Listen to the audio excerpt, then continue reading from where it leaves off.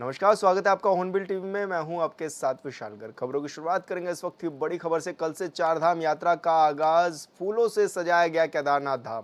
गंगोत्री और यमुनोत्री धाम के भी खुलेंगे कपाट। धाम पहुंचने लगे हैं श्रद्धालु। यात्रा को लेकर प्रशासन की पूरी तैयारी। श्रद्धालुओं को नहीं होगी कोई परेशानी।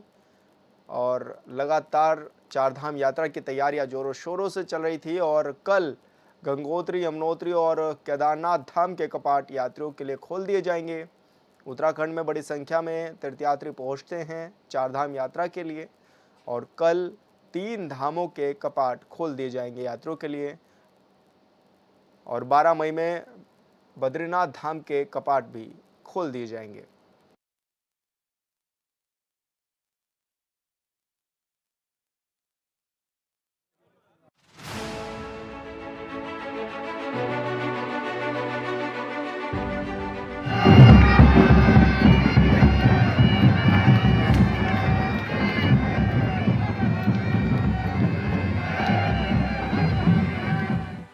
दस मई से देवभूमि उत्तराखंड में विश्व प्रसिद्ध चारधाम यात्रा की शुरुआत होने वाली है। दावा है कि यात्रा की सभी तैयारियां पूरी कर ली गई हैं। मुख्यमंत्री भी इसे लेकर काफी गंभीर हैं। पिछले साल 56 लाख से ज्यादा तीर्थयात्री यात्रा में शामिल हुए थे। इस बार यात्रियों की संख्या बढ़ने की उम्मीद है। ऐसा इसलिए क्योंकि चारधाम यात्रा पंजीकरण का आंकड़ा 22 लाख पार हो गया है। यमुनोत्री के लिए 3,44,150, गंगोत्री धाम के लिए 3,91,812, केदारनाथ के लिए 7,60,254 और बद्रीनाथ के लिए 6,58,486 और हेमकुंड साहिब के लिए 45,959 पंजीकरण हो चुके हैं। बुधवार को दिन भर में 59,804 पंजीकरण दर्ज किए गए हैं। सभी लोग यहाँ पे जितने भी होटल वाले हैं, दुकानदार हैं, सभी लोग अपनी तैयारियों पे लगे हुए हैं। सभी लोग यहाँ पे रंग रोगन इत्यादि कर रहे हैं।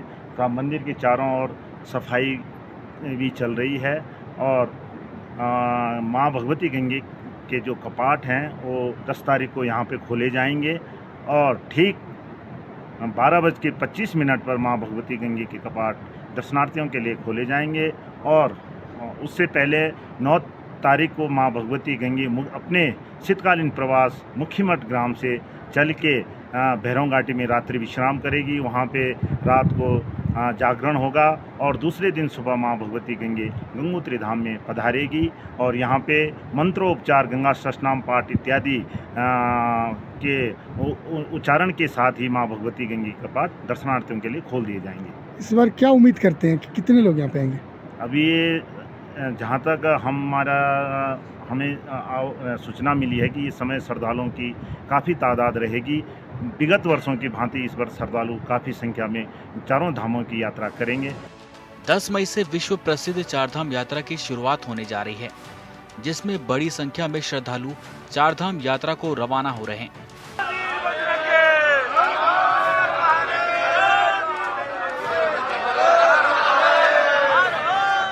हरिद्वार की माया देवी पार्किंग में भी करीब 300 गाड़ियां चारधाम यात्रा के लिए रवाना हुई। धर्मनगरी हरिद्वार को चारधाम यात्रा का प्रवेश द्वार माना जाता है। हरिद्वार में गंगा स्नान कर श्रद्धालु चारों धामों के लिए रवाना होते हैं। गंगा स्नान के बाद श्रद्धालु ने माया देवी मंदिर में पूजा अर्चना की और उसके बाद कई जत्थे चारधाम यात्रा को रवाना हुए। अभी 10 मई को यहाँ कपाट खुलने वाला है। जोरों से यहाँ तैयारियाँ हो रही है कपाट खुलने के अवसर पर। अभी माँ गंगा जी 6 महीने के लिए अपने जो शीतकालीन आवास है मुखमा में विराजमान है और 9-10 मई को यहाँ मुख्य मंदिर गंगोत्री धाम में माँ गंगा विराजमान होगी और 6 महीने तक ये कपाट देश विदेश के पर्यटनों के लिए खुले रहेंगे। और मुझे काफ़ी अच्छा लगा, आज यहाँ लोग अभी से बहुत संख्या में दिखाई दे रहे हैं। यात्रीगण काफ़ी रुचि ले रहे हैं गंगोत्री धाम आने को। इस बार हमें आशा है कि पिछले बार से कई ज़्यादा लोग यहाँ दर्शन करने आएंगे। धन्यवाद। चारधाम यात्रा को लेकर श्रद्धालुओं में भारी उत्साह देखा जा रहा है। कुछ श्रद्धालुओं ने बताया कि पिछले सालों की तुलना में इस बार राज्य सरकार ने चारधाम यात्रा के लिए बेहतर व्यवस्थाएं की हैं। लंबे इंतजार के बाद उन्हें चारधाम जाने का मौका मिल रहा है, इसलिए वो चारधाम यात्रा को लेकर बहुत उत्साहित हैं। वहीं दूसरी ओर ट्रैवल कारोबारियों ने भी चारधाम यात्रा को लेकर काफी उत्साह नजर आया। पूरी व्यवस्थाओं के साथ ट्रैवल कारोबारियों ने अपनी गाड़ियों में यात्रियों को सुविधाओं के साथ रवाना कर रहे हैं। परमार्थ निकेतन के परमाध्यक्ष स्वामी चिदानंद मुनि महाराज ने कहा कि उत्तराखंड में चारधाम यात्रा के लिए कोई भी श्रद्धालु मौज मस्ती के लिए न आए। चारधाम यात्रा आध्यात्मिक यात्रा है, इसलिए भी भारी संख्या में श्रद्धालु चारधाम यात्रा के लिए उत्तराखंड पहुंच रहे हैं। मैं चाहता हूं कि देखिए, उत्तराखंड की धरती साधना की धरती है। आप यहाँ पर आए मौज मस्ती के लिए नहीं, बल्कि भीतर के आनंद के लिए आए, भीतर की शांति के लिए आए। ये मौज मस्ती तो आपको कहीं भी मिल जाएगी। जब यहाँ आए, इस रूप में आए कि यहाँ रहकर अपने आप को कुछ पाना है। पूरी दुनिया में हम खो जाते हैं, लेकिन यहाँ आकर खुद को पाना है, खुद के भीतर झांकना है। और सच मानिए, और यहाँ आकर गंगा के तटों पर जब आकर आप बैठेंगे ना, अपने भीतर झांकेंगे, कुछ ऐसा मिलेगा जो पूरी जिंदगी में नहीं मिला होगा। इसलिए ये धरती सदियों से खींचती रही है, खींचती रहेगी। इसलिए मेरा पूरा विश्वास है, यहाँ पर जो लोग आएंगे उनको भीतर की शक्ति भी प्राप्त होगी और शांति भी प्राप्त होगी। 10 मई को यमुनोत्री, गंगोत्री और केदारनाथ धाम के कपाट खुल रहे हैं, जबकि 12 मई को बद्रीनाथ धाम के कपाट खुलेंगे। कुछ व्यवस्थाओं को लेकर सवाल उठ रहे हैं और लोग कह रहे हैं कि अधूरी तैयारियों के साथ यात्रा का आगाज हो रहा है। दरअसल पंजीकरण काउंटर के बाहर यात्रियों की भीड़ उमड़ रही है। तेज धूप और गर्मी के कारण यात्री बेहोश हो रहे हैं। यात्रा प्रशासन की ओर से तीर्थ यात्रियों के लिए मूलभूत सुविधाएं उपलब्ध नहीं कराई गई हैं। तीर्थ यात्री परेशान हो रहे हैं। शैलेंद्र शास्त्री झारखंड से आया हुआ हूँ। मैं यहाँ सुबह आने के बाद सुबह से लाइन लगा हुआ हूँ। बहुत नाम सुनी थी चारधाम यात्रा की, उत्तराखंड की बहुत नाम है।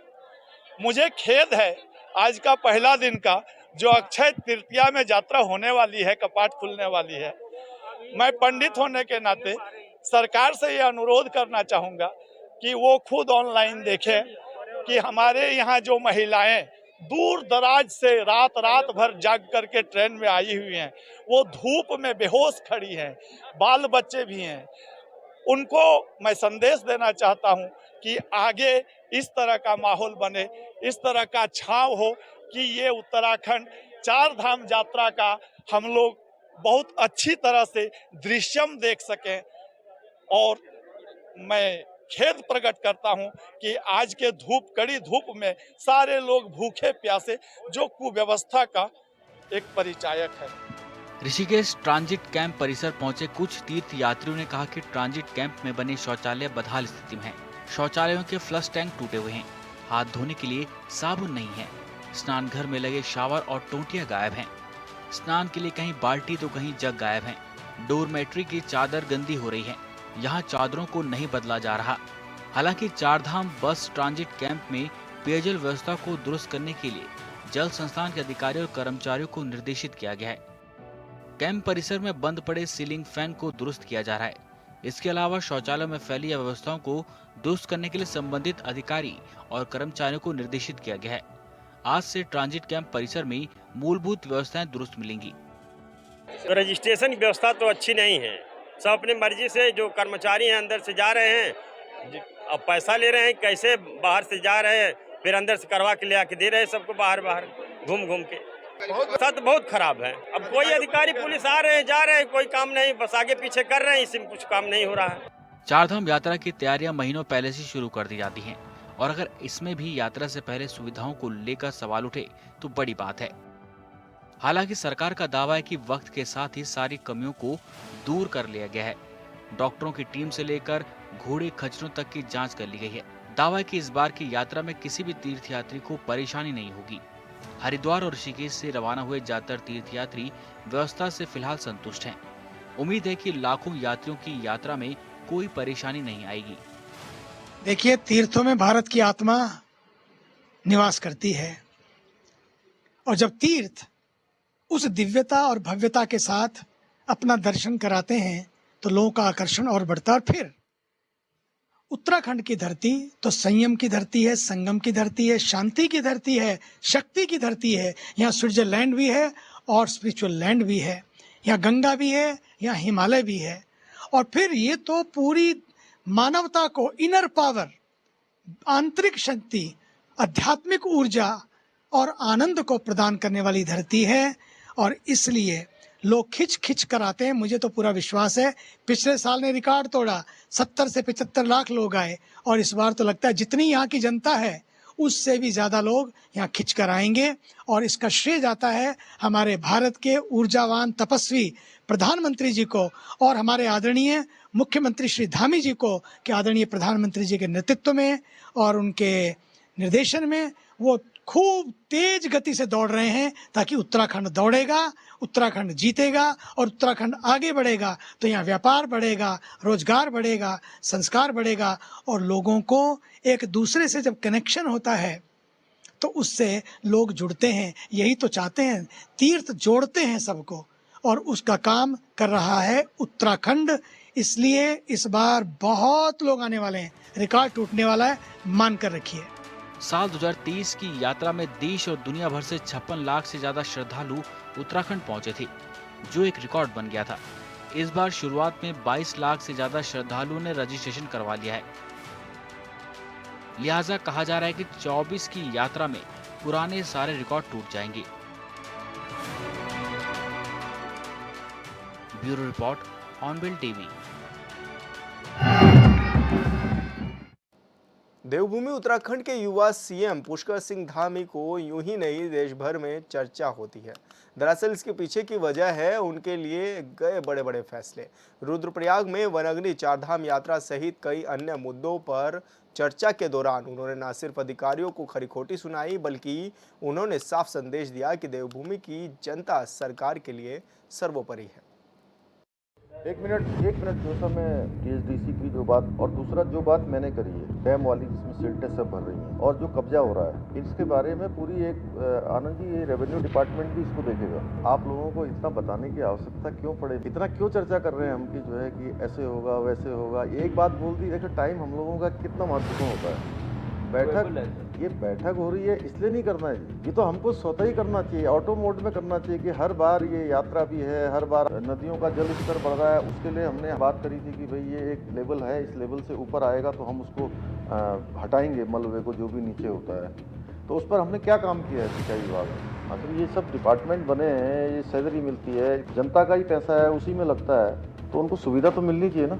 हर बार पुरानी बातों को ये मैं बैठक इसलिए नहीं लेने आया हूँ जी, इतनी महत्वपूर्ण। आप इसको आदेश करके आज की मीटिंग का मिनट्स लेके आनंद जी इसको जारी करवाइए। आग बुझानी है अभी, इसकी ठोस तैयारी हर साल हमको करनी है। डैमों की स्थिति क्या थी जब ये बने थे, कितना इसका नीचे तक डेप्थ थी और अब कितनी बच गई है, एरिया कितना था और अब कितना एरिया है। चारधाम यात्रा भी हमारी शुरू हो रही है, पर्यटकों का आना भी शुरू हो रहा है। आज से अभी से मैडम ये क्रिएटिविटी न बिगड़े, ये बहुत जरूरी है और जो इन्होंने कहा है उसकी आप व्यवस्था करें। भारतीयों के रंग रूप की तुलना वाले सैम पित्रोदा के विवादित बयान पर बीजेपी हमलावर है। वहीं बीजेपी के प्रदेश अध्यक्ष महेंद्र भट्ट ने भी सैम पित्रोदा के बयान पर प्रतिक्रिया दी। उन्होंने कहा सैम पित्रोदा का बयान रंगभेद को बढ़ावा देने वाला है। उन्होंने कहा कि यह बयान भारत की एकता को भंग करने वाला है। कांग्रेस नेता का ये बयान देश के अंदर विभाजनकारी मानसिकता को प्रदर्शित करता है। वहीं महेंद्र भट्ट ने मांग की है कि सैम पित्रोदा को देश से माफी मांगनी चाहिए। देखिए, कांग्रेस के वरिष्ठतम नेता सैम पित्रोदा का जो बयान है वो देश के अंदर एक प्रकार से मैं कह सकता हूँ कि रंग भेद को बढ़ावा देने का एक उनका बड़ा बयान है। खास तौर पर भारत की एकता अखंडता को भंग करने वाला बयान है। देश के अंदर विभाजनकारी मानसिकता को प्रदर्शित करता है। उनके द्वारा पूर्वोत्तर भारतीयों को चीनी, दक्षिण भारतीयों को अफ्रीकी, पश्चिमी भारतीयों को अरब जैसा दिखने का जो बयान है, ये भारत के जो स्वरूप है, क्योंकि भारतवर्ष तो एक ऐसा देश है जहाँ हर प्रकार के फूल खिलते हैं, हर प्रकार की जलवायु रहती है और इस देश के अंदर जन्म लेना ईश्वर भी अपना सौभाग्य समझता हूँ। ऐसे भारत के अंदर इस प्रकार की बयानबाजी देश की एकता अखंडता के लिए घातक है। मैं कांग्रेस के राष्ट्रीय अध्यक्ष से मांग करूंगा कि उनको इस पर देश से माफ़ी मांगनी चाहिए और इस प्रकार के बयान देने वालों को आजीवन पार्टी से बाहर रखना चाहिए और इस प्रकार के बयानों पर उनको कड़ा रुख अपनाना चाहिए। बागेश्वर में बारिश और ओलावृष्टि के बाद जंगलों में लगी आग शांत हो गई है। साथ ही नगर क्षेत्र में फैले धुएं से भी लोगों को राहत मिल रही है। बारिश के बाद अधिकतम तापमान में 4 डिग्री सेल्सियस की गिरावट दर्ज की गई। बारिश की वजह से बागेश्वर नगर और कपकोट नगर क्षेत्र में जगह जगह सड़कें बंद हो गई, जबकि कई जगहों घरों से पानी भी घुस गया। वहीं गोगना में आकाशीय बिजली गिरने से 121 बकरियों की मौत भी हो गई। बता दें कि सरयू गोमती का जलस्तर खतरे के निशान के आसपास पहुंच गया है, जिसको देखते हुए जिला प्रशासन ने लोगों से नदियों से दूर रहने की अपील भी की है।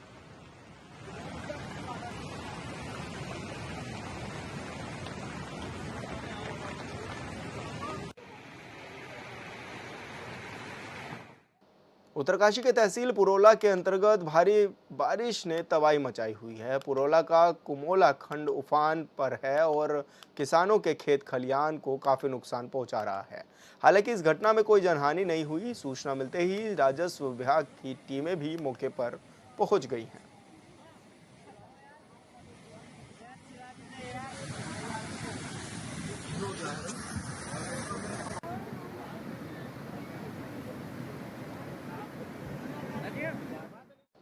और जोशीमठ से खबर मिल रही है, सिख धार्मिक आस्था का संगम पवित्र तीर्थ श्री हेमकुंड साहिब के गुरु आस्था पथ पर गुरुद्वारा के आसपास के परिसर में पसरी बर्फ को हटाने का काम युद्ध स्तर पर जारी है। भारतीय सेना के 35 जाबाज जवानों और गुरुद्वारा प्रबंधन के सेवादारों ने मिलकर बुधवार को श्री हेमकुंड साहिब धाम से अटलाकोटी टॉप ब्रिज तक पहुंचने वाली सीढ़ियों से बर्फ हटाकर यहां पैदल आवाजाही का रास्ता तैयार कर लिया है, जबकि अभी घोड़ा डंडीखंडी वाले आम रास्तों को खोलने का काम जारी है। बता दें कि हेमकुंड साहिब की तीर्थयात्रा 25 मई से शुरू होने जा रही है। ऐसे में भारतीय सेना के जवान श्री हेमकुंड साहिब के गुरु आस्था पथ से बर्फ हटाने में जुटे हुए हैं।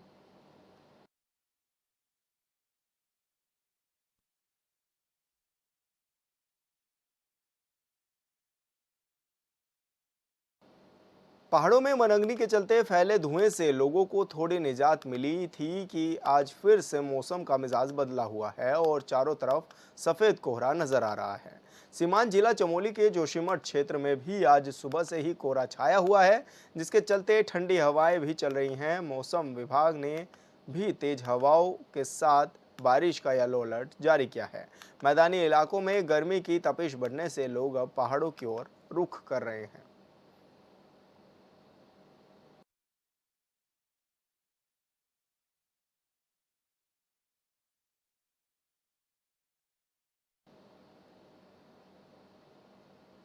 रामनगर में स्थित प्रसिद्ध गिरिजा देवी मंदिर में 10 मई से 30 जून तक श्रद्धालुओं के लिए बंद रहेगा। यह फैसला स्थानीय प्रशासन और मंदिर समिति के पदाधिकारियों ने मिलकर लिया है। बता दें कि गिरिजा देवी मंदिर कोसी नदी के बीचों बीच एक ऊंचे टीले पर स्थित है। 2010 में आई बाढ़ आपदा के चलते मंदिर के टीले में दरारें आ गई थी और वहीं लगातार दरारें बढ़ने के बाद मंदिर के लिए खतरा उत्पन्न हो गया था। हालांकि सिंचाई विभाग ने पहले भी मंदिर के इस टीले की मरम्मत का कार्य तिरपाल लगाकर किया गया था, लेकिन अब मंदिर के मुख्य टीले का मरम्मत का कार्य शुरू होना है, जिसके लिए सरकार ने 5.5 करोड़ रुपए की पहली किस्त भी जारी कर दी है। बता दें कि मंदिर के टीले का काम 2 फेज में किया जाएगा, जिसके लिए पहले फेज की धनराशि 5 करोड़ 50 लाख है, तो वहीं दूसरे फेज का काम आगे किया जाएगा।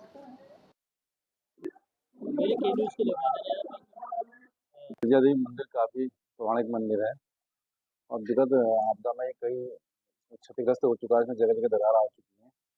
तो इस संबंध में सरकार से बात की गई तो उन्होंने इसके लिए कुछ पैसा यहाँ पे मंजूर किया है। अभी फिलहाल 6 करोड़ रुपये यहाँ पे के लिए आया है और 10 तारीख से इसमें कार्य शुरू होने जा रहा है। इसकी सुरक्षा के टीले की जो सुरक्षा है उसके लिहाज से 10 तारीख से सरकारी कार्य यहाँ पे चालू होने जा रहा है। शुक्रवार से इसमें जो सुरक्षा का कार्य है इसको शुरू किया जाएगा। तो उस लिहाज से उन्होंने हमसे 15 दिन का टाइम लिया है और उसमें 14 दिन भी लग सकते हैं, वो करके 10 दिन में भी दे सकते हैं और 20 दिन भी लग सकते हैं। और तब तक तो मंदिर मुख्य मंदिर देखिए वो तो बंद ही रहेगा, क्योंकि वहाँ लोग काफ़ी कार्य जो है हैवी कार्य है, जो सरिया सीमेंट होगा ये इसका जाल बतना है, तो वहाँ पे तो दर्शन बहुत मुश्किल है। तो जब मंदिर ही के दर्शन नहीं हुए, माँ भगवती का दरबार जो भी आता है वो माँ के दर्शन करने ही आता है। जो गर्जिया देवी मंदिर का मुख्य टीला है और जो बाढ़ से जो नीचे क्षति होती है उसकी एक सुरक्षा के लिए हम गर्जिया मंदिर के सुरक्षात्मक कार्य 2 फेज़ में कर रहे हैं। इसमें प्रथम फेज़ के कार्य अभी किए जाने हैं, जिसमें मंदिर के टीले की स्ट्रेंथनिंग और नीचे टॉप प्रोटेक्शन का कार्य किया जाना है अभी। उसके लिए जो मंदिर के टीले के लिए हम कार्य कर रहे हैं, उसमें शॉर्टकट का कार्य किया जाना है, जिसमें वेल्डेड वायर मैश के साथ। उस हेतु हमने गर्जिया देवी मंदिर समिति, मुख्य पुजारी और वहाँ व्यावसायिकों से सहयोग की उम्मीद की थी। इसी क्रम में एक कल बैठक आयोजित की गई थी। तहसीलदार साहब इसमें थे और मंदिर समिति के अध्यक्ष थे कोतवाल साहब, सिंचाई विभाग के हम लोग और व्यावसायिक और मुख्य पुजारी सभी लोग उपस्थित थे। उसमें मुख्य पुजारी और जो हमारी समिति है और व्यावसायिक हैं, सब लोगों ने सर्वसम्मति से ये निर्णय लिया कि जब तक ये मुख्य टीले का स्ट्रेंथनिंग का कार्य होता है, तब तक के लिए मंदिर को बंद कर दिया जाए और केवल सुबह और शाम जो मुख्य पुजारी जी वहाँ पे पूजा अर्चना करना। देहरादून में नदी नालों के किनारे खाली जमीनों पर कब्जा और फिर अवैध निर्माण कर खरीद फरोख्त का खेल तो सालों से चल रहा है। रिस्पना बिंदाल के किनारों पर सरकारी भूमि पर मकान बनाकर 100 रुपए के स्टैंप पर बेच दिए गए थे। अब इन मकानों को खरीदने वालों पर बेघर होने का खतरा मंडरा रहा है। अवैध निर्माण को लेकर हाईकोर्ट के निर्देश पर नगर निगम सर्वे करा रहा है। नगर आयुक्त गौरव कुमार ने बताया कि चिन्हीकरण के बाद ध्वस्तीकरण की कार्रवाई भी शुरू कर दी जाएगी और कुल 129 बस्तियों को चिन्हित किया गया है, जिसमें 40,000 भवन होने का अनुमान है।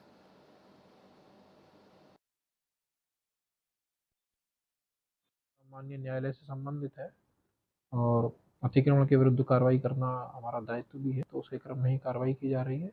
कोई भी प्रक्रिया विधि विरुद्ध नहीं की जा रही है, विधि अनुसार ही सारे कार्य किए जा रहे हैं। डोईवाला की राजकीय इंटर कॉलेज बुल्लावाला की एक छात्रा ने शिक्षक पर मानसिक और शारीरिक उत्पीड़न करने का आरोप लगाया है, जिसकी शिकायत लेकर छात्रा और उसके परिजन क्षेत्र के तमाम लोगों के साथ डोईवाला एसडीएम और पुलिस के पास पहुंचे, जहां छात्रा के परिजनों ने कहा कि शिक्षक ने छात्रा को लैब में बुलाकर उसके साथ छेड़छाड़ और अभद्र व्यवहार किया और जब छात्रा ने उसका विरोध किया तो शिक्षक ने उसका हाथ मोड़ दिया और परिजनों ने शिक्षक के खिलाफ कार्रवाई की मांग की है।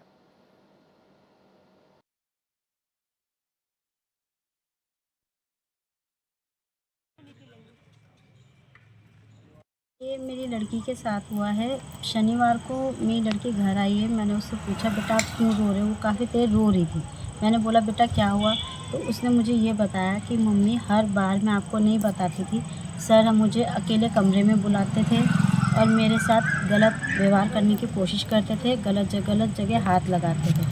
कभी तो क्लासरूम में ही करते थे, जैसे मारते हैं बच्चों को, मारने के बजाय उनके कमर में हाथ फेरते थे। कभी आगे हाथ फेरते थे कि तुमने चेन पहनी है कि नहीं पहनी। चेन पहनने के बहाने से पूरा हाथ अंदर डालते थे और पीछे कमर में पूरा हाथ नीचे तक ले जाके उसको छेड़खानी। मतलब जब लड़की ने विरोध किया कि हाथ हटाने की कोशिश करी है उनसे, तो उन्होंने सर ने उसका हाथ पकड़ के एकदम से मरोड़ दिया। फिर मैं एक्सरे वगैरह करा के लाई हूँ। उसके हाथ में गुम चोट आ रखी है, अंगूठे की जो मांस है वो खींच रखा है पूरा। शिक्षक पे कार्रवाई होनी चाहिए। मैं तो उस समय नहीं था जब मेरे बच्चे के साथ हुआ। उसकी मम्मी ने पूरा टैकल किया है और वही आगे जो कार्रवाई करिए वही करिए। चाहते हैं कि बर्खास्त किया जाए। बिल्कुल कलम से देखा जाएगा। हम लोग भरोसे से बच्चे को भेजते हैं टीचर के हवाले। कोई टीचर हैवाने दिखाएगा तो बहुत गलत बात है। कुछ मैडम के यहाँ गए थे तो माजरी के प्रधान जी भी आए थे। पहले माजरी में भी इन्होंने ये हरकत की थी 2006 में। तब तो उनका ट्रांसफ़र यहाँ हुआ, यहाँ भी वही हरकत की। प्रधान जी ने एसडीएम मैडम के सामने बोला कि वहाँ से भी इसी वजह से ट्रांसफ़र हुआ। और फिलहाल इस बुलेटिन में इतना ही। आप देखते रहिए हॉर्नबिल टीवी। नमस्कार।